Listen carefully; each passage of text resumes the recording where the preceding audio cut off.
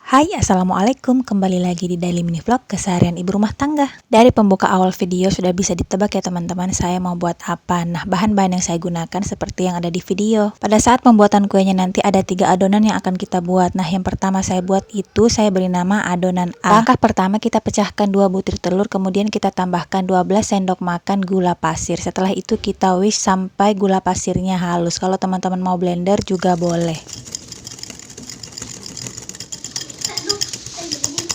Setelah beberapa saat gula pasirnya sudah halus dan menyatu dengan telurnya dan hasilnya seperti ini ya teman-teman. Kemudian kita tambahkan 25 sendok makan tepung terigu, kita tuang secara bertahap. Kemudian kita aduk-aduk lagi sampai semuanya tercampur rata.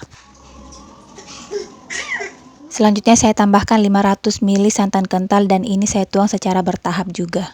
Tapi berhubung wadah yang saya gunakan ini agak kecil, jadi saya pindahkan ke wadah yang lebih besar. Kemudian kita aduk-aduk sampai semua bahannya tercampur rata dan larut. Kemudian kita lanjut ke adonan B. Di sini saya siapkan 6 sendok makan tepung maizena, sejumput garam. Kemudian kita tambahkan santan kental sebanyak 300 ml. Kemudian kita aduk-aduk lagi sampai semua bahannya larut. Setelah itu saya tambahkan jus daun pandan sebanyak 50 ml. Ini hasil dari daun pandan yang saya blender ya teman-teman. Kemudian kita aduk-aduk lagi sampai semuanya merata. Karena warnanya kurang cerah, kemudian di sini saya tambahkan pewarna makanan yang berwarna hijau. Untuk takarannya disesuaikan dengan selera masing-masing aja. Kalau mau cerah atau agak pudar boleh silahkan. Selanjutnya adonan B kita masak menggunakan api kecil. Ini selama proses masaknya kita aduk-aduk terus biar adonannya tidak hangus. Nah, setelah adonannya bentuknya seperti di video dan mulai meletup-meletup, tandanya sudah matang. Kemudian kita matikan kompornya. Setelah itu adonan A dan adonan B kita gabungkan. Adonan B saya tuang masih dalam keadaan panas ya teman-teman, biar adonannya tidak mengeras. Setelah saya tuang semuanya, kemudian kita aduk lagi sampai semuanya tercampur rata. Setelah beberapa saat semua adonannya sudah tercampur rata, tapi di sini masih kita aduk-aduk lagi, jangan sampai ada gerindilan-gerindilan di bagian bawahnya. Oh ya teman-teman, kalau teman-teman mau hasilnya lebih lembut boleh disaring ya. Kemudian selanjutnya kita beralih ke adonan C. Yang pertama saya tuang 7 sendok makan tepung terigu, garam setengah sendok teh, kemudian saya tuang santan kental sebanyak 500 ml. Setelah itu kita whisk sampai semua bahannya larut. Setelah beberapa saat kita aduk, kemudian kita beralih ke kompor. Adonan C kita masak dengan menggunakan api kecil sambil terus-menerus diaduk biar tidak ada yang hangus di bagian bawahnya. Untuk hasilnya yang lebih halus seperti yang tadi saya bilang, ini disaring ya teman-teman.